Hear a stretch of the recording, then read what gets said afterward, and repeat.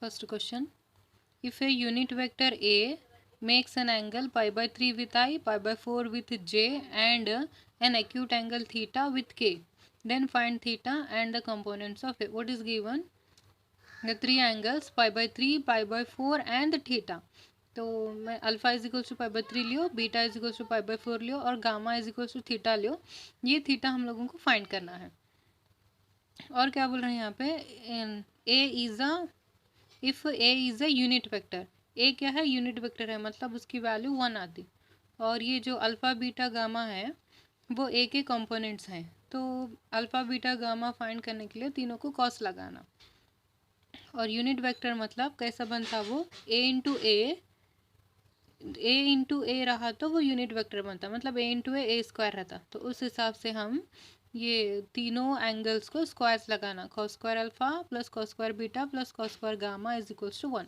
Cos square alpha pi by 3 है, cos square beta pi by 4 है, cos square gamma theta है equal to 1. Cos pi by 3 की value 1/2 है, 1/2 लिख के स्क्वायर करो.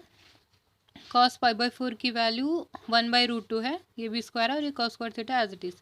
स्क्वायरिंग करो. 1 square 1, 2 square is 4, 1 square is 1, √2 square मतलब स्क्वायर और रूट कट के सिर्फ 2 बचता, प्लस कॉस स्क्वायर थीटा. यहाँ पे एलसीएम लेते. 4 और 2 में से दोनों में से बड़ा 4 है, तो नीचे 4 लिख के इसको और इसको 4 से इंटू करना. तो 4 1 ज़ा 4, 4 1 ज़ा 4 कट के 1 बच रहा. यहाँ पे 4 से जब इंटू कर रहे 2 2 ज़ा 4 होता है, तो यहाँ पे 1 इंटू 2 बचा. और ये एज इट इज़ 1 + 2 3 होता. 3/4 RHS में गया तो ये cos square theta as it is 1 - 3/4 होता.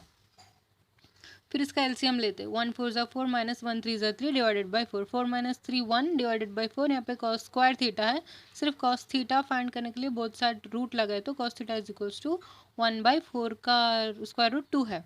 तो थीटा फाइंड करने के लिए कॉस उधर भेजना, कॉस इनवर्स ऑफ 1/2 हो रहा. तो कॉस के टेबल में 1/2 पाई/3 की वैल्यू. तो जो थर्ड एंगल था थीटा उसकी वैल्यू आ गई पाई/3.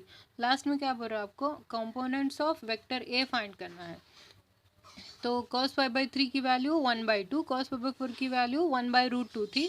और फिर लास्ट में cos के टेबल में 1/2 आ रहा, तो उसकी वैल्यू पाई/3, मतलब cos पाई/3 की वैल्यू 1/2 होती. तो 3 कंपोनेंट आ रहे. सो फर्स्ट अल्फा 1/2, बीटा 1/√2 और गामा 1/2 आ रहा. These are the components of vector ए.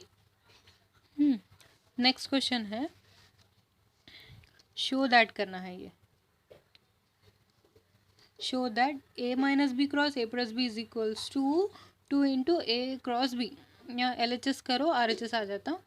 तो क्रॉस करना है a cross a plus a cross b minus b cross a minus b cross b.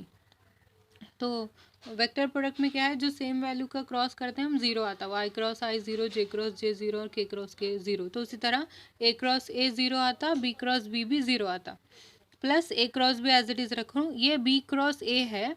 अगर हम ये उल्टा है, अगर आप उसको सीधा करना चाह रहे हैं, देखो यहाँ पे आई क्रॉस जे को अगर जे क्रॉस आई लिखना चाह रहे हैं तो माइनस के साथ चेंज करना.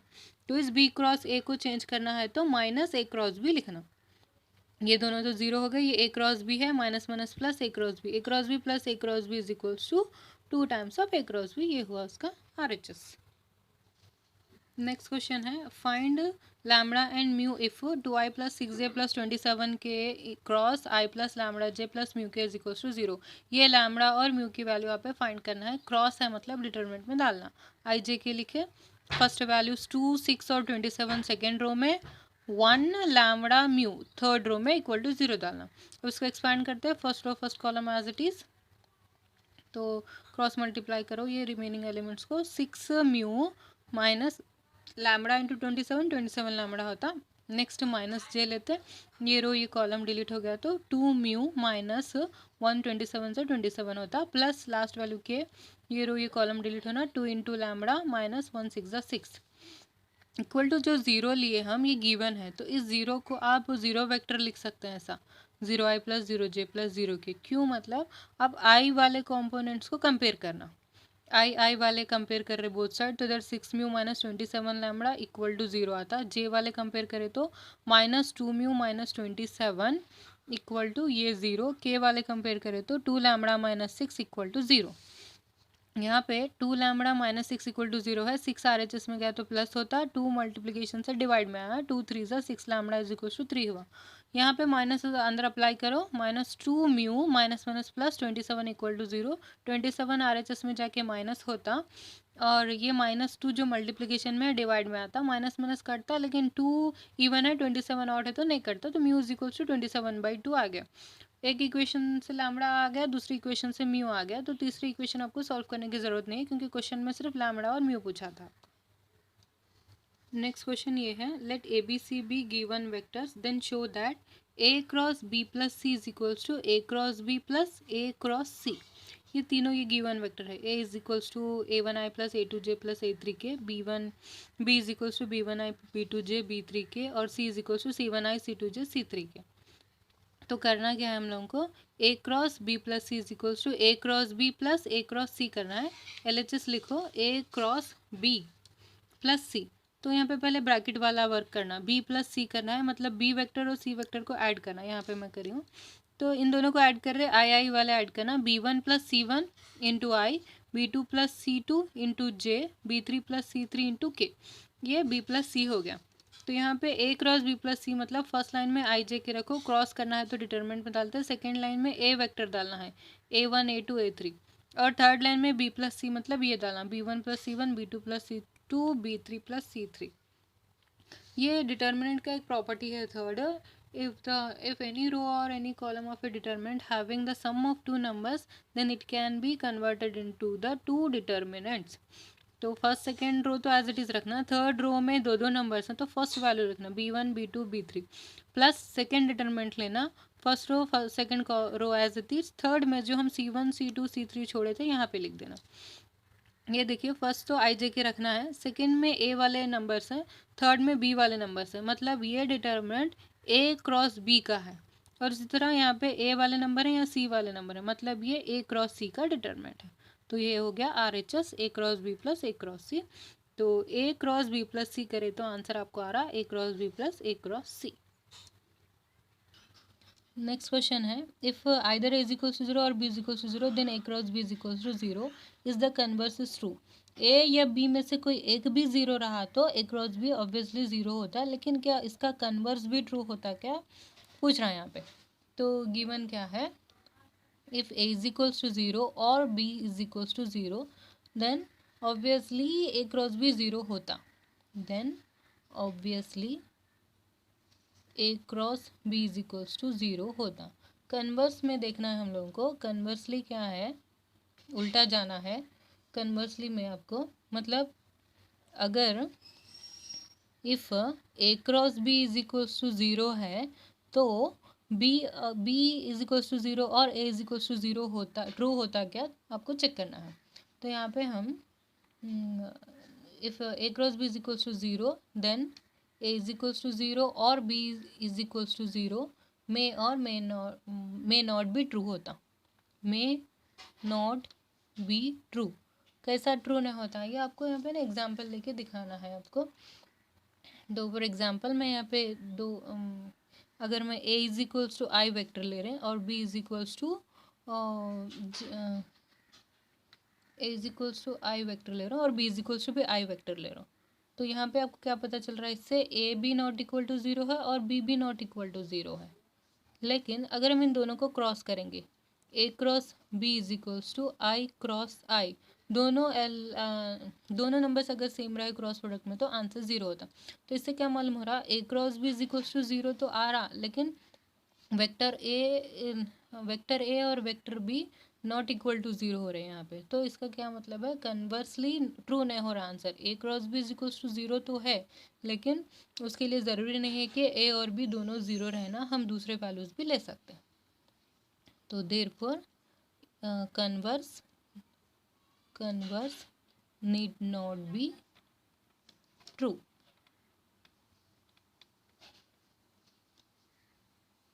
नेक्स्ट क्वेश्चन है यहाँ पे, let A B C be 3 vectors such that magnitude of A is equals to 3, magnitude of B is equals to 4 and magnitude of C is equals to 5 and each one is being perpendicular to the sum of two others, then find then find a plus B plus C.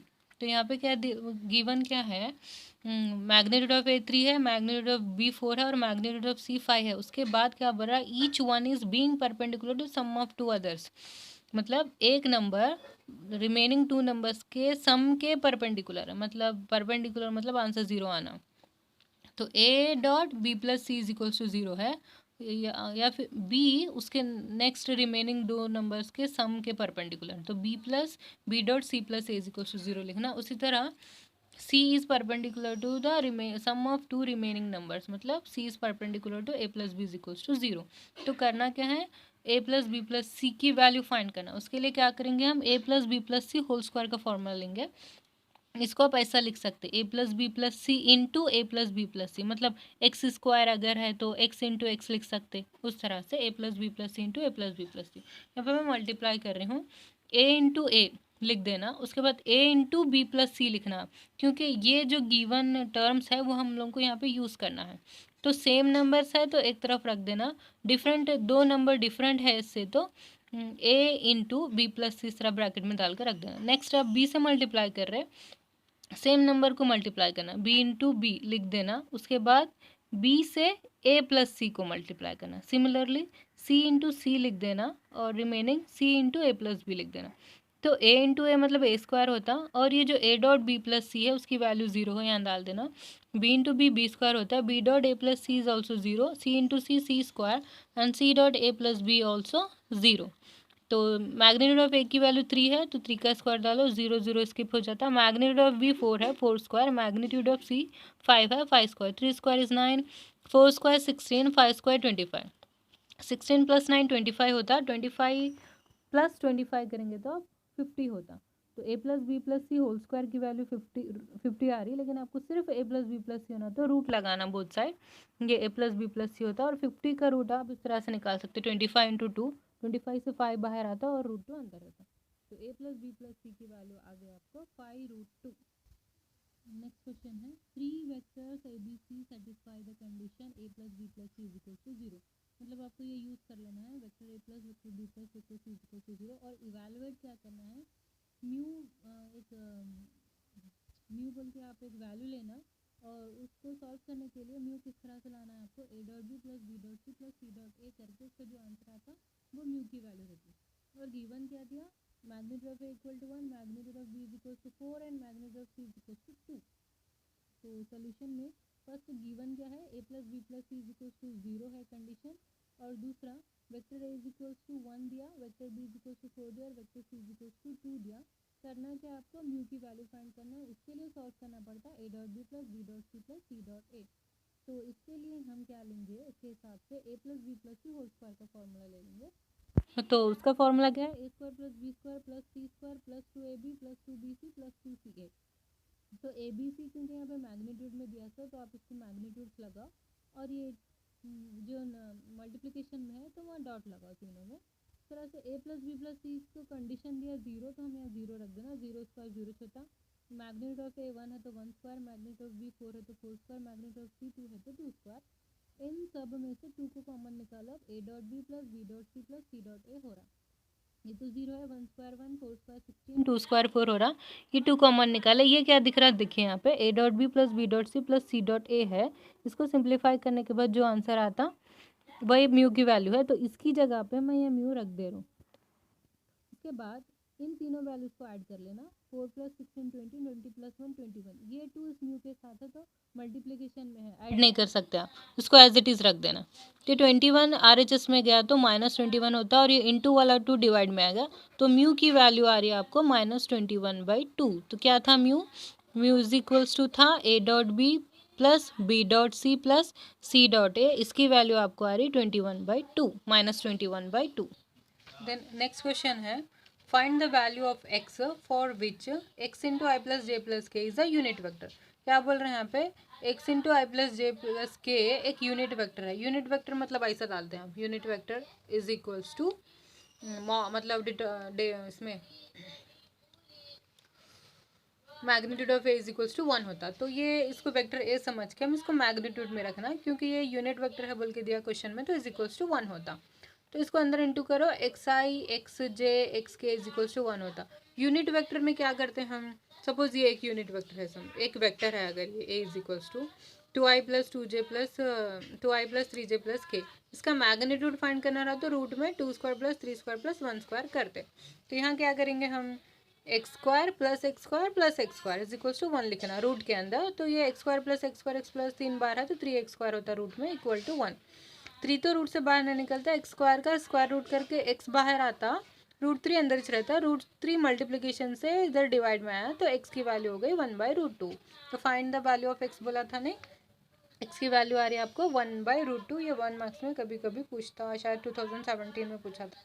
Next question, find a unit vector of magnitude 5 units. एक unit vector find करके उसको 5 unit से multiply करना, मतलब 5 से, and parallel to the resultant of the vectors. मतलब दो vectors हैं, आप पहले उनके दोनों वेक्टर्स का सम कर लेना, उसके बाद उसका यूनिट वेक्टर फाइंड करना। तो पहले हम ए और बी गिवन है लिख लेंगे, उसके बाद उन दोनों को ऐड करके उसको सी नाम दे देंगे। C is equals to a plus b, मतलब ऐड करना है। 2i प्लस 1i 3i होता, 3j माइनस 2j है यहाँ पे तो 1j होता, माइनस के प्लस के बोले तो वो तो 0 हो जाता, छोड़ देना। तो ये हुआ सी। सी का यूनिट फैक्टर करने के लिए c divided by magnitude of c करते, 3i plus j divided by root 3 square plus 1 square. तो 3i plus j divided by root 3 square is 9 plus 1 is 10। तो यहाँ पे कैसा होता है ये, उसके बाद c is equal to 3i plus J divide by root 10 आ रहा। क्वेश्चन में क्या बोल रहा है, मैग्नीट्यूड 5 यूनिट टू c, मतलब 5c करना है, 5 को c के साथ मल्टीप्लाई कर रहे हैं। 5 3 ज़ा 15i डिवाइडेड बाई रूट 10 होता, फिर 5j डिवाइडेड बाई रूट 10 होता। आप इतना रखे तो भी चलता है, या फिर ऐसा कर सकते हैं आप 15 को रूट में रख के ऐसा 15 square divided by root 10 I, और उसी तरह 5 को भी 5 root square J divided by root 10 होता। मतलब नीचे हम लोगों को वैल्यू अगर छोटी करना है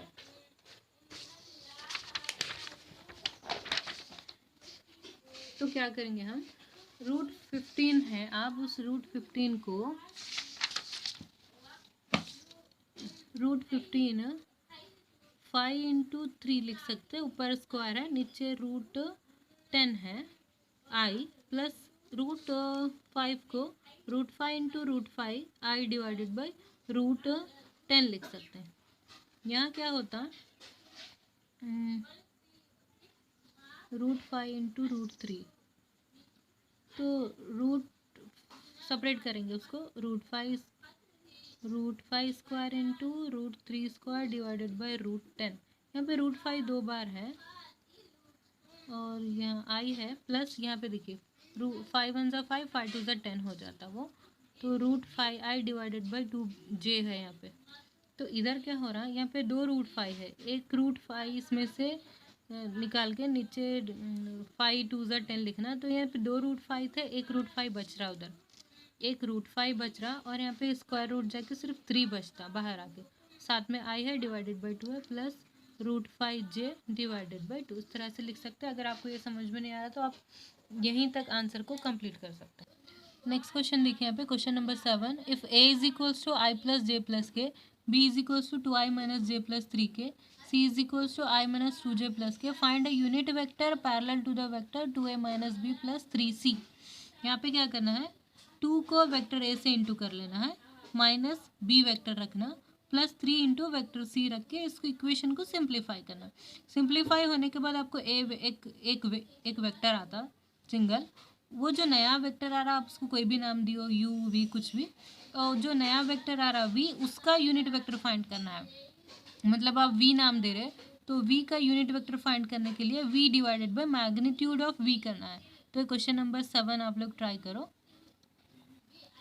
तो क्वेश्चन नंबर 7 आपका होमवर्क है, ये क्वेश्चन नंबर 8 को स्किप करो। क्वेश्चन नंबर 9 देखो, find the position vector R which divide the line joining the 2 points P Q. P की वैल्यू 2a प्लस बी है और क्यू की वैल्यू a माइनस 3b है।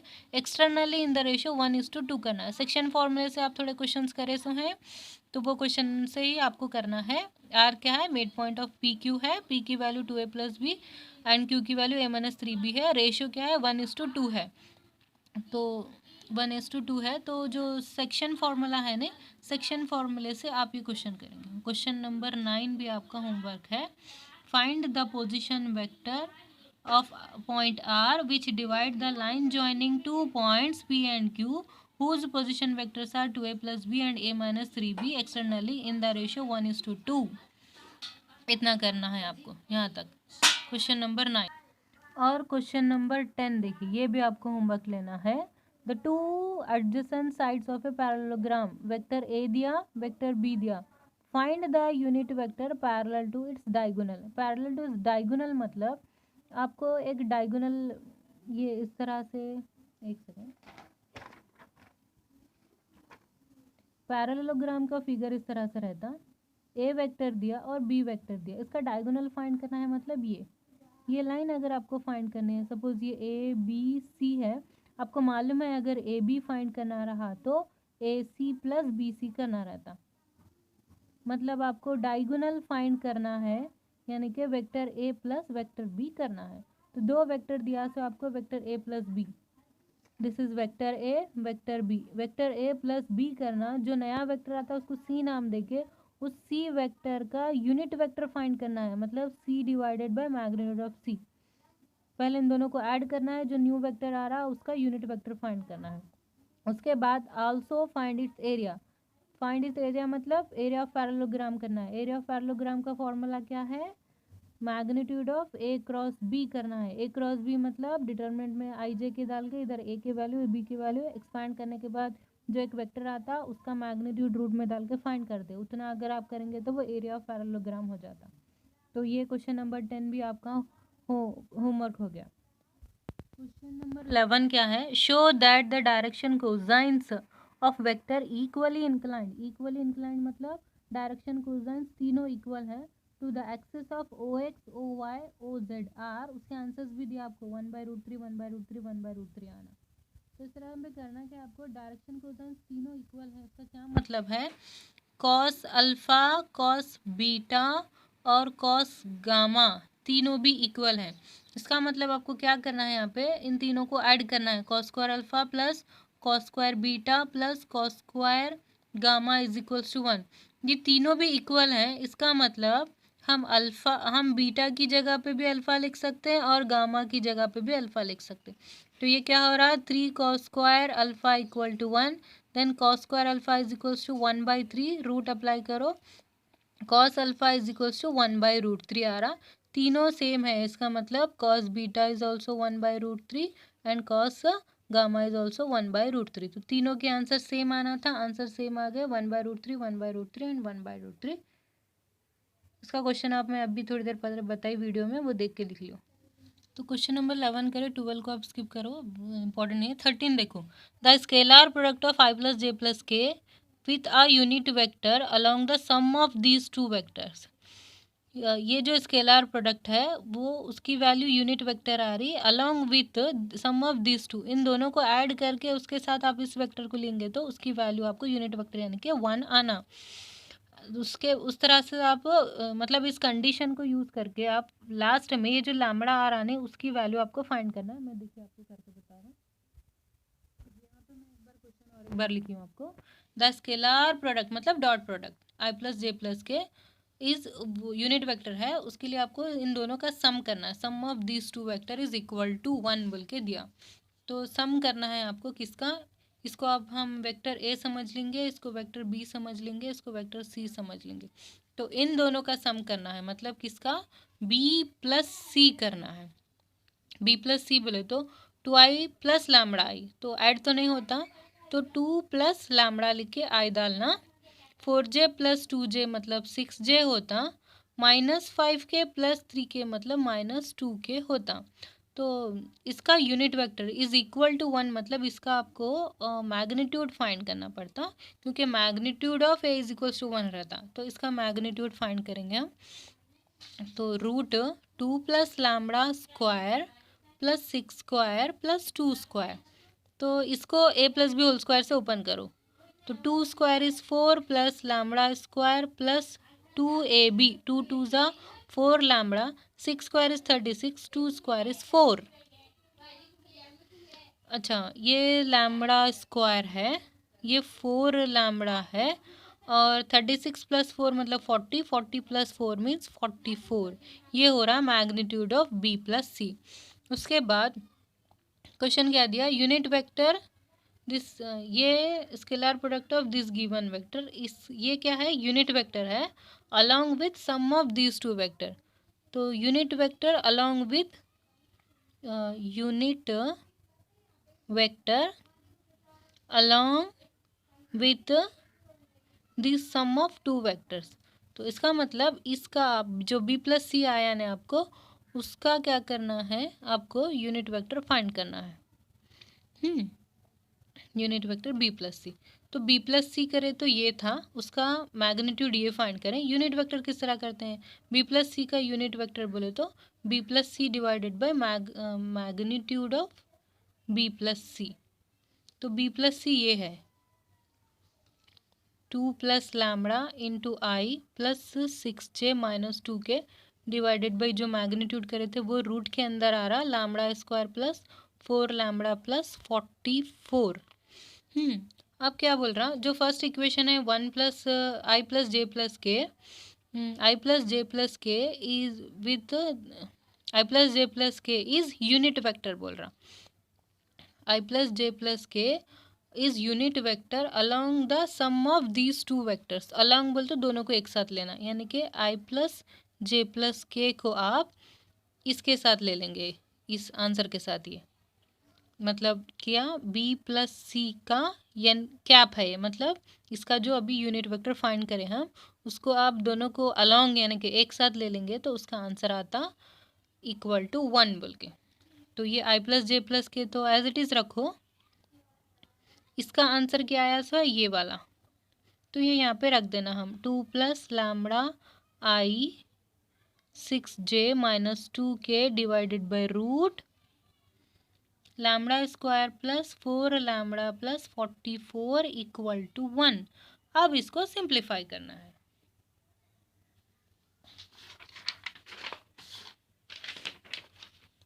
मतलब यहाँ पे मल्टीप्लाई करना है हमारे को। तो आई से आई वाला 1 इंटू, इधर 1 है, इधर 2 प्लस लैम्बडा है, तो 1 into 2 plus lambda, 2 plus lambda होता है आई इंटू आई 1 हुआ, प्लस 1 इंटू 6 होता है जे इंटू जे 1 इंटू -2 होता है के इंटू के 1 हो गया। और ये जो डिवाइड वाला है, अगर आप RHS में लेके जाएंगे तो 1 के साथ मल्टीप्लाई हो गया, वो रूट इस तरह से lambda square plus 4 lambda is plus 44 हो जाता। यहाँ पे क्या हो रहा, +2 -2 गया, लैम्बडा प्लस 6 है equal to root lambda square plus 4 lambda plus 44 है। तो रूट हटाने के लिए बोथ साइड स्क्वायरिंग करते हैं, इधर आपको ओपन करना पड़ता है a plus b whole square से। तो lambda square plus 6 square is 36 plus 2ab 2 6 12 lambda is equals to lambda square plus 4 lambda plus 44। यहाँ क्या होता है, लैम्बडा स्क्वायर कट जाता है, इधर 12 लैम्बडा है, ये 4 लैम्बडा इधर लाओ, यहाँ पे बच रहा 44 और ये 36 इधर आके माइनस होता। 12 में से 4 लैम्बडा गया तो 8 लैम्बडा, 44 में से 36 निकालो आप, 8 बचता, 8 1 सा 8 1 सा, तो लैम्बडा की वैल्यू आ गई आपको 1। नेक्स्ट क्वेश्चन है, let a and b be two unit vectors and theta is angle between them, then a plus b is unit vector if यहाँ पे ऑप्शंस दिया, थीटा इज इक्वल्स टू π/4 रहना, या theta is equals to π/3 रहना, या फिर theta is equals to π/2 रहना, या फिर थीटा इज इक्वल्स टू 2π/3 रहना। तो कंडीशंस क्या दिया यहाँ पे, a and b are two unit vectors, मतलब magnitude of A is equals to 1 and magnitude of B is also equal to 1। तो क्या करना है आपको, theta is angle if find करना है if a plus b is a unit vector. तो a plus b unit vector बोल तो magnitude of A is equals to unit vector लिखना पड़ता आपको। तो यूनिट वेक्टर का क्या मतलब, ये किस तरह से बनता, मतलब मैग्नीट्यूड ऑफ ए बोले तो ए dot a is equals to magnitude of A is equals to 1 बनता। तो a plus b magnitude of a plus b is equals to 1 हो रहा है। इसका क्या मतलब है, a plus b into a plus b करने पे वो 1 बना सो है। तो इंटू करो, ए इंटू ए, अच्छा a into a plus a dot, अच्छा a dot A plus a dot B plus B dot A plus B dot b is equals to 1। A dot a मतलब a square and a dot b into में a dot b और b dot a दोनों same रहता, तो ये 2 a dot B होता और ये magnitude of b square is equals to 1 होता। और क्वेश्चन में क्या दिया, magnitude of a magnitude of b दोनों भी 1 1 है, तो ये 1 होता, 1 स्क्वायर 1 ही होता, ये 2 ए डॉट बी होता, ये भी 1 हो रहा, 1 स्क्वायर 1 इज इक्वल्स टू 1। ये 1 आप ऐड करेंगे, 2 plus 2 a dot b is equals to 1। उसके बाद ये 2 इधर माइनस में आता, 2 a dot b is equals to 1 minus 2, then 2 a dot b is equals to minus 1, a dot b is equals to minus 1 by 2, minus 1 by 2। तो यहाँ पे a dot b is equals to minus 1 by 2 हो रहा। तो अच्छा angle between की बात हो रही, तो cos theta is equals to a dot b divided by magnitude of a into magnitude of b रहता है। ए डॉट बी की वैल्यू माइनस 1 बाई 2 है, मैग्नीट्यूड ऑफ ए भी 1 है, मैग्नीट्यूड ऑफ बी भी 1 है, तो cos theta is equals to minus 1 by 2 हो रहा। cos के टेबल में 1 बाई 2 पाई बाई 3 की वैल्यू है, लेकिन ये माइनस रहने की वजह से पाई माइनस पाई बाई 3 लेते हैं, तो 3 pi minus pi means theta is equals to 2 pi by 3 होता, 2 पाई बाई 3। नेक्स्ट क्वेश्चन है, the value of i dot j cross k plus j dot k cross i plus k dot i cross j is, ये चारों में से क्या आता। तो I dot ये लिख लियो आप, अच्छा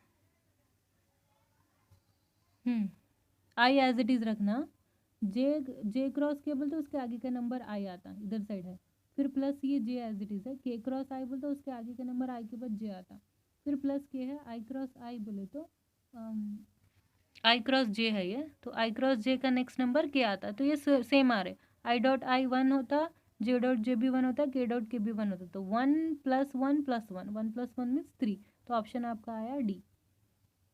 देखिए उसके बाद नेक्स्ट क्वेश्चन है, if theta is angle between any two vectors a and b then a dot b और ए क्रॉस बी दोनों इक्वल हैं, तो यहाँ पे थीटा की वैल्यू क्या रहना। तो गिवन क्या है, ए dot b and a cross b दोनों इक्वल हैं, तो हम कॉस थीटा, कॉस एंगल का फॉर्मूला और साइन एंगल का फॉर्मूला दोनों एक साथ यूज़ कर रहे हैं यहाँ पे। एक सेकेंड में बताते हूँ। कॉस का formula cos theta equal to a dot b divided by magnitude of a और मैग्नीट्यूड ऑफ बी, और साइन थीटा का फॉर्मूला क्या है, ए cross b divided by magnitude of a and magnitude of b. तो यहाँ पे ये दोनों इक्वल में है, अगर कॉस और साइन दोनों अगर इक्वल में है, तो हम a dot b divided by magnitude of a magnitude of b and a cross b divided by magnitude of a magnitude of b इस तरह से लिख रहे हैं। ये दोनों तो सेम है, कट जाता है, तो ये दोनों अगर इक्वल में है, ये इसका मतलब कॉस थीटा, ये दोनों भी इक्वल में है तो सेम हो रही वैल्यू, तो कॉस थीटा और साइन थीटा अगर दोनों इक्वल में है, इसके बाजू कुछ भी नहीं है अगर यहाँ पे, तो 1 रहता, तो ये कॉस इसके नीचे ला रही हूँ मैं, sine theta divided by cos theta, sine by cos tan theta होता, टैन के टेबल में 1 पाई बाई 4 की वैल्यू थी, theta is equals to pi by 4 आ रहा, तो यहाँ पे इसके हिसाब से ऑप्शन हुआ आपका बी पाई बाई 4। क्वेश्चन को एक बार अच्छी तरीके से देख लो, इसमें डायरेक्ट लिखा तो है, मैं पेपर में एक्सप्लेन करी तो हूँ यहाँ पे, तो इसको वीडियो को स्टॉप करके लिख लियो। यहाँ पे ख़त्म हो गया आपका चैप्टर वेक्टर्स ख़त्म हो गया, अच्छी तरीके से लिखो।